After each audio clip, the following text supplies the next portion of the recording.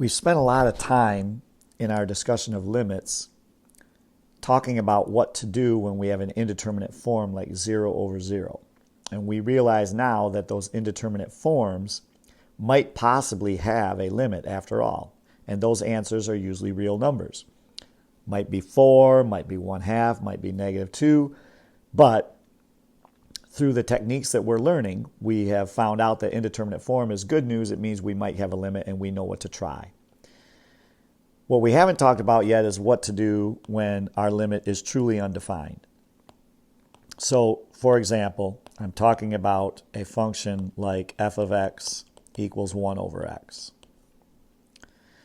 When we do the limit as x approaches 0 of f of x for this function, we try substitution, and that works out to be 1 over 0. This is not indeterminate. You've been told over and over again through the years that division by 0 is undefined. And that's true. There's no real number that will give us, that 1 over 0, the answer to 1 over 0, there's no real number to fulfill that. So the real question is, can we find out anything else about it? And the answer is yes. We have ways to explain what 1 over 0 is. So I'm going to draw a quick little graph of this function. This is a sketch, so it's not perfect, but when you graph 1 over x, you get these two branches. And we've already spent time talking about the end behavior, right, the horizontal asymptotes. So out here, when we send x to negative infinity or infinity, we know that there's a horizontal asymptote at y equals 0, and over here, same thing, y equals 0. What I'm interested in is what's happening as x approaches 0. And you can see that in this case, we have a vertical asymptote at x equals 0. That vertical asymptote occurs because at 0, we are dividing by 0. So in terms of calculus, what we do is we investigate what's happening near 0. And on this graph, you can see that when we approach 0 from the positive side, this thing takes off to what we are going to describe as positive infinity. It grows without bound, and it keeps getting closer. As x values get closer and closer to 0, the y value gets really, really big, right? And as we approach 0 from the negative side, so as we come in from this direction, this y value gets really, really negative, and we describe that as negative infinity. So even though there's no real number that's an answer for this limit, we can describe some things about this limit. In this case, the best we can do is we can write that the limit as x approaches 0 from the positive side of this function f of x is positive infinity. And it's okay that this is not a real number, that this is, in fact, undefined. We're just describing the undefined nature of this limit as positive infinity because on this side it takes off to infinity. And the same goes for as x approaches 0 from the negative side, right, from the left. When we look at the graph, we realize this thing's taking off to negative infinity. So even though the limit is undefined by the real numbers, we're going to describe what's happening as approaching negative infinity, right? It's heading down here. And that symbol, negative infinity, tells us that that thing has an asymptote there and it's heading to a really huge negative number. Growing without bound. It never really hits a number. Okay, now, what about the actual limit? What about this guy right here? This is the one we're trying to investigate. The limit as x approaches 0 of f of x. Well, since these two are not the same, we still have to say dne. We can't describe the entire limit in terms of infinity or negative infinity because it's doing two different things. You can't see me on the video right now, but I'm pointing one finger up to the sky and one finger down to the floor. When the fingers aren't pointing the same way, the rule still applies. The limit doesn't exist. So we can describe this limit as positive infinity because it's taken off to the top of the graph. We can describe this guy as negative infinity. because it's taken off toward the bottom of the graph. But the limit itself, as x approaches 0, still does not exist because those are two different kinds of infinity. One's positive, one's negative. Okay, so let me show you one more example where we can describe the limit. So this time, let's change our function. Let's examine the function 1 over x squared. In case you don't remember, this function looks a little different than the last one. There are no negative values because we're squaring those x's. So the right side looks very similar, but the left side is above the x-axis like this. Oops. Okay. So in this case, if we start looking at the limit from the positive side, so limit as x approaches 0 from the positive side, and I do my little thing with my finger and I trace this thing out from the positive side, I'm heading towards positive infinity. Okay? So the limit as x approaches 0 from the positive side of f of x is positive infinity for that. We can do the same investigation for the left side as x approaches 0 from the negative side of f of x. And I think you'll agree if I trace my finger that way, start following the graph towards 0, and my y value takes off to positive infinity. So this guy is also positive infinity. Keep in mind, this is not defined by the real numbers, but we're describing what's happening is it's taking off to positive infinity. It's growing without bound. Now, because these two limits are the same, we can say, without breaking any rules, that the limit of this function f of x as x approaches 0 is, this time, infinity. These guys are the same. Both fingers are pointing upward as we trace the graph. So we're going to describe that as infinity. In the strictest sense, the limit doesn't exist because there's no real number for L, right, for the limit. There's no y value. But we can describe this kind of does not exist by the number infinity. So just to be clear, when we do direct substitution, remember, when you do direct substitution, the limit as x approaches 0 of f of x, when you do direct substitution, that's a 1 over 0 squared, which is 1 over 0. This 1 over 0, while undefined by the real numbers, we can describe as infinity because these two guys are heading in the same direction. The last example also had a 1 over 0, but because these two didn't match, right, these two limits were different in the last example, we couldn't describe that infinity. We had to say, or excuse me, we couldn't describe that 1 over 0. We had to say does not exist.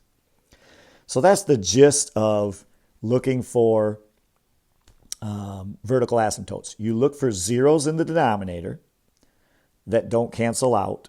I'll show you a quick example of what I mean by that. But you look for zeros in the denominator, and then those create vertical asymptotes. And if the left and right hand limits both head toward the same infinity, then you can describe the limit itself. If they head to different infinities, positive and negative, you have to say does not exist. Let me show you one with a more complicated function where we have to locate the asymptotes and talk about those limits.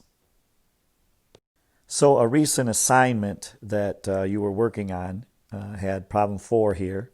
And the instructions say, for each of the following, identify all vertical asymptotes and find the limit as x approaches a from the left, the limit as x approaches a from the right, and the limit itself as x approaches a, where a is the value, is the x value of the asymptote. So when we look for the asymptotes, we're going to locate a, and then we will describe these limits. So I'm just going to take a look at letter C here. First things first, we need to locate the asymptotes. So from Algebra 2, hopefully you remember that what we do is we factor these things. So on top, I think this is like x minus 4, and was it x plus 1? Yep, that'll give me the negative 3 in the middle.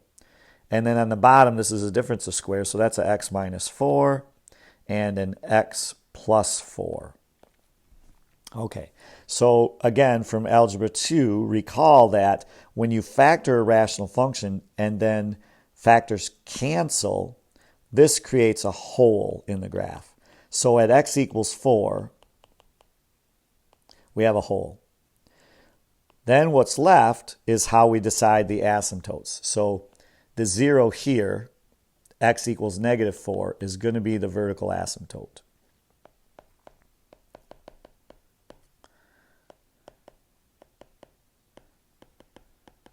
Okay, so we discovered our vertical asymptote at x equals negative 4, and that means for this problem, a equals negative 4.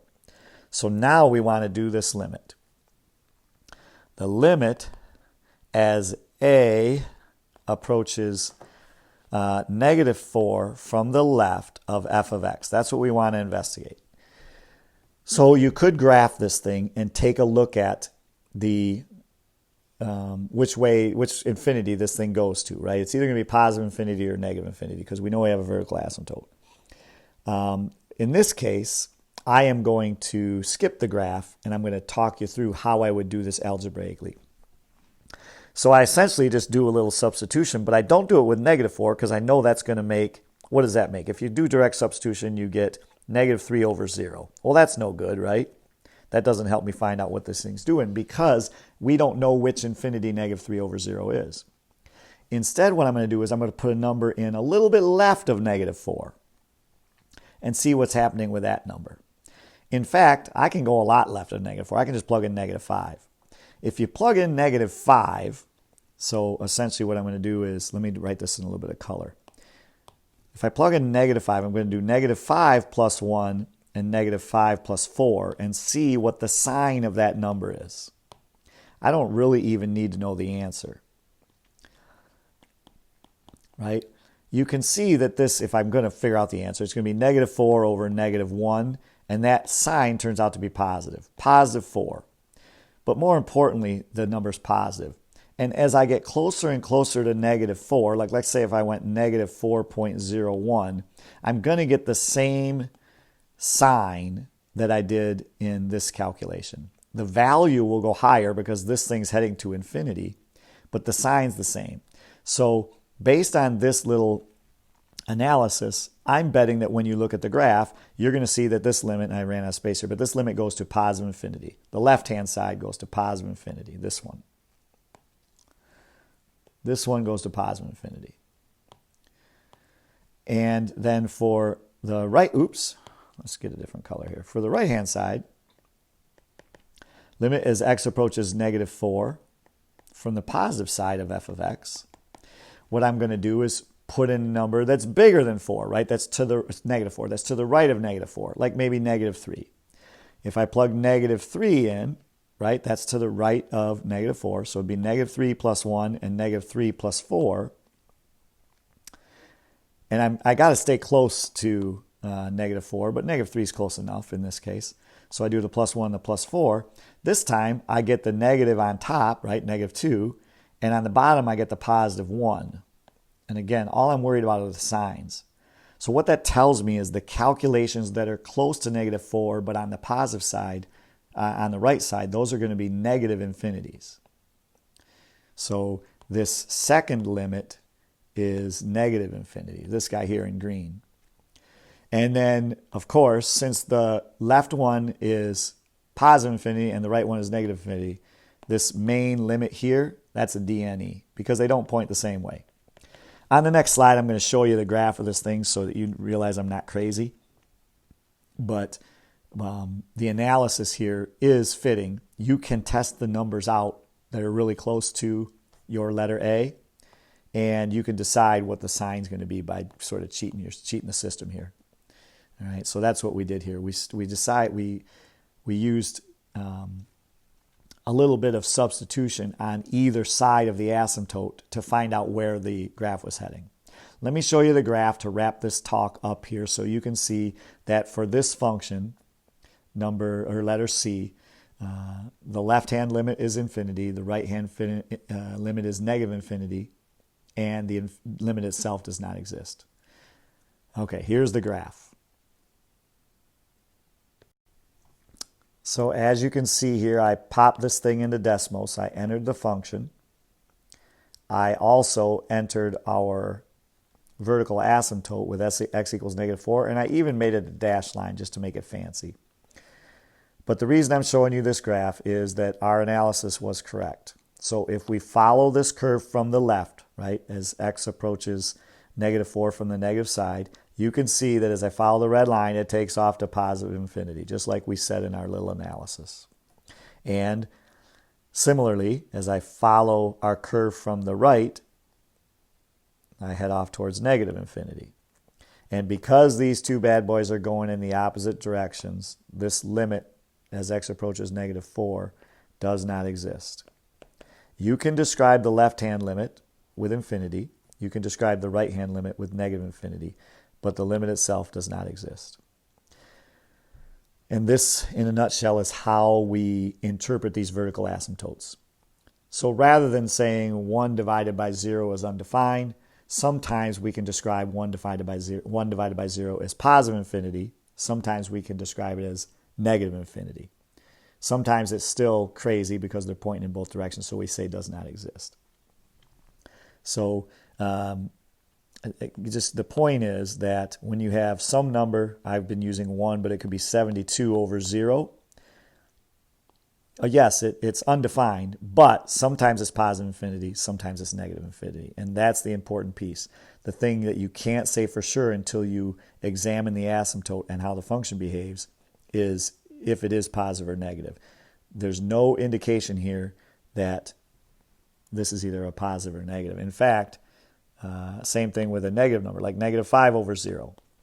That might be positive infinity, it might be negative infinity. Until you investigate the behavior of the function, you won't know for sure. Okay, hopefully I've said enough, but not too much.